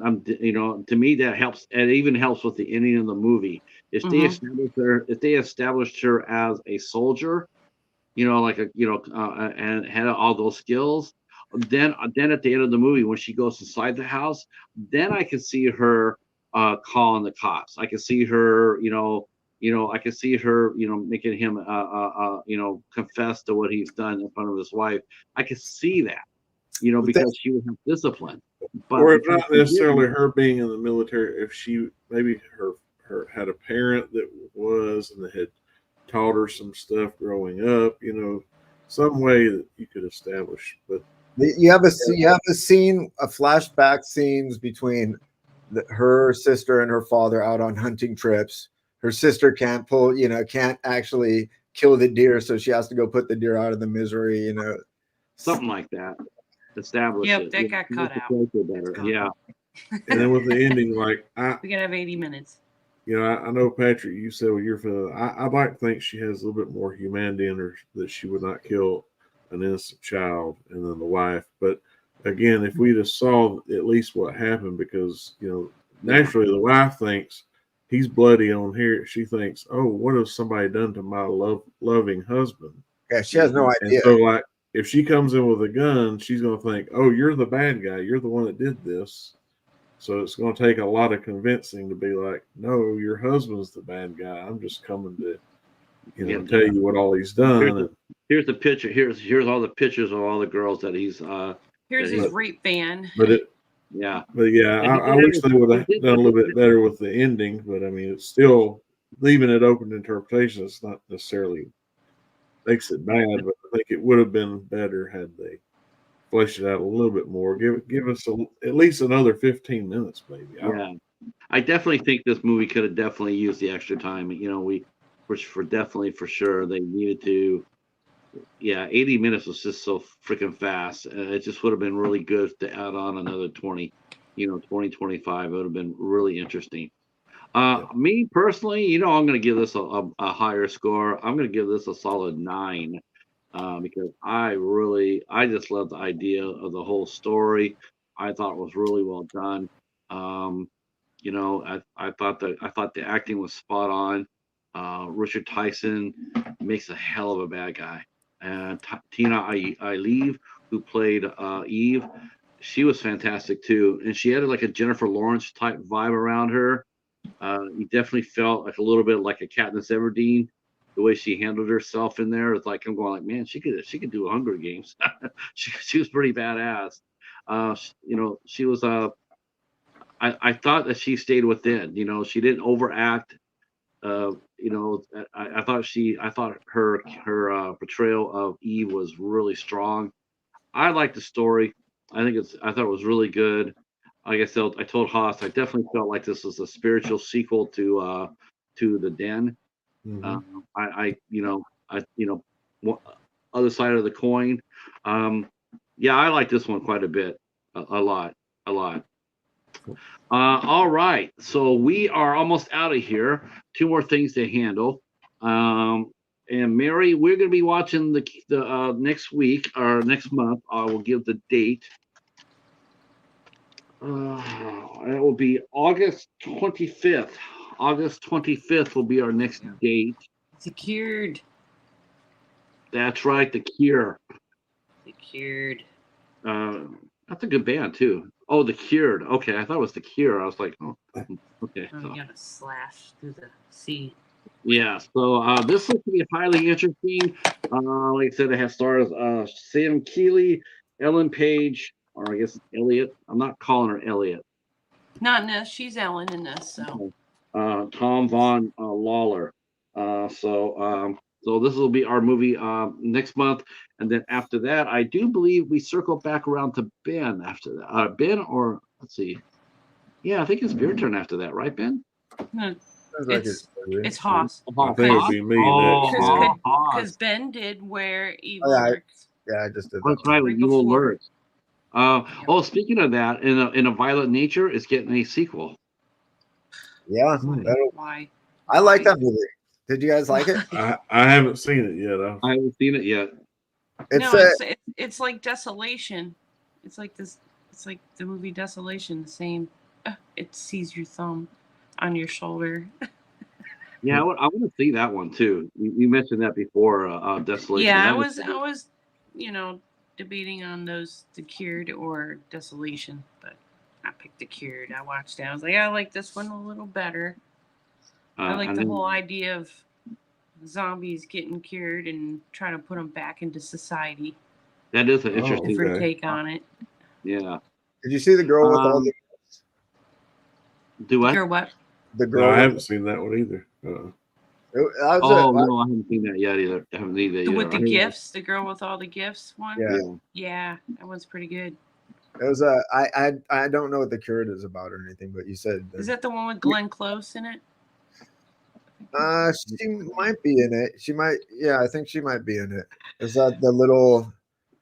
It's like a post-apocalyptic zombie, but they're trying to like reintegrate zombies, or right.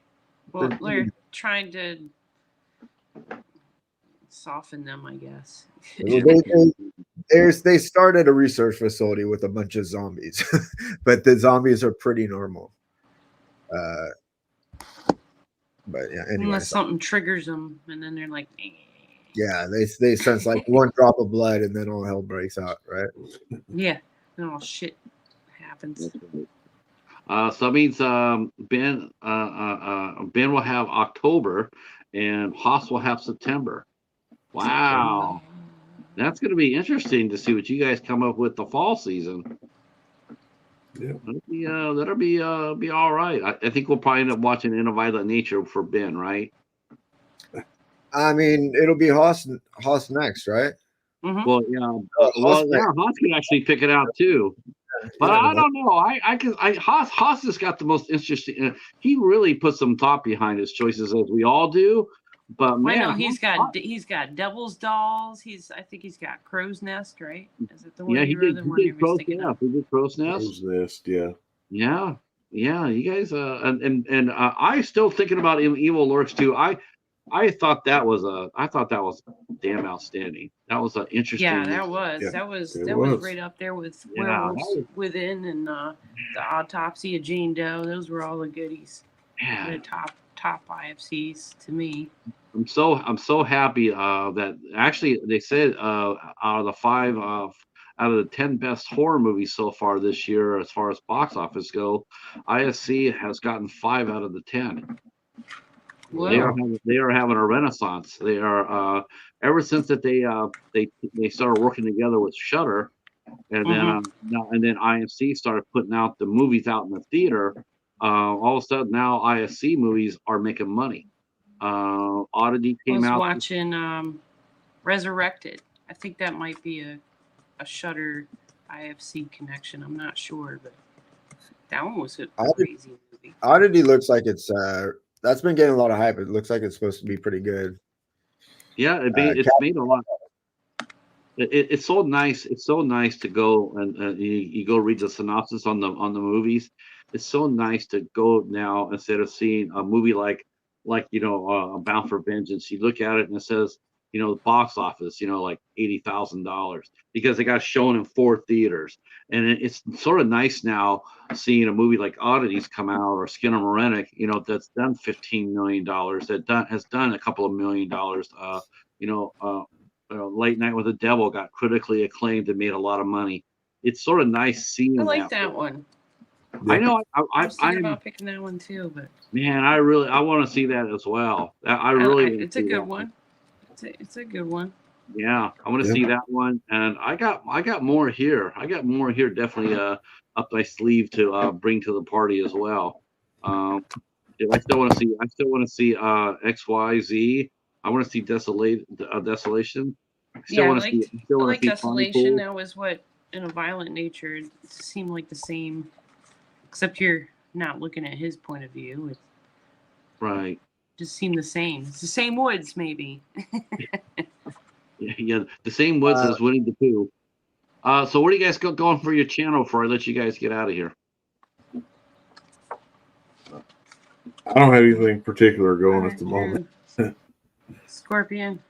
Oh, okay. Nice. Scorpion from Mortal Kombat. Okay, Ben. Yeah. What about you and the boys? What are you guys up to? Watching Godzilla -1, discussing it. I watched that with my parents. They loved it. Did you watch it with the boys? No. They were here in Oakland. I watched it in Sacramento with the parents. I just want to know next time we'll see you in August.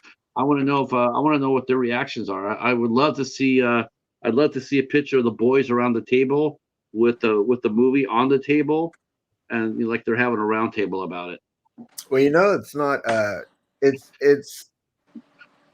up for pre-order, but it's not available on Blu-ray for physical media yet. Yeah, I think the people in England or in Europe are getting it now. I don't think anybody else is. I don't know if anybody in the States has gotten it, but I've seen people in Europe have gotten copies of it so far. There's like a exclusive Japanese box set that is available on the US Godzilla store, available for pre-order right now. How much are they asking for it? I think it was $60. It wasn't crazy for like a rigid slipcase with like a digibook that folds out, and like I think it's a 4-disc set. Okay. And that's like a pizza. That's like a pizza, isn't it? $60. That's a pizza. Yeah, it's a pizza on or almost. What's the date on the stream for next month? August 25th. 25th.